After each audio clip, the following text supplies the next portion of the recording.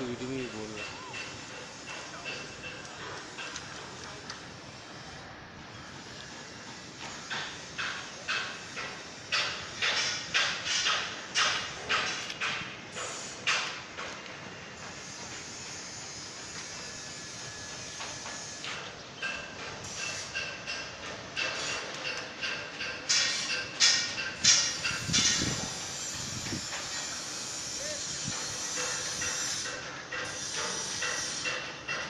अभी ये तरक्की याफ्ता काम हो रहा है।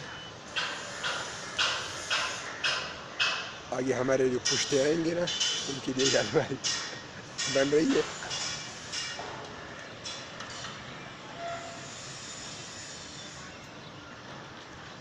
ये मुनार जो नज़र आ रहा है ना, तकरीबन मेरे ख्याल में 4-5 सालों से इस पे काम जारी है, और मेरे ख्याल में 4-5 साल और भी लगेंगे।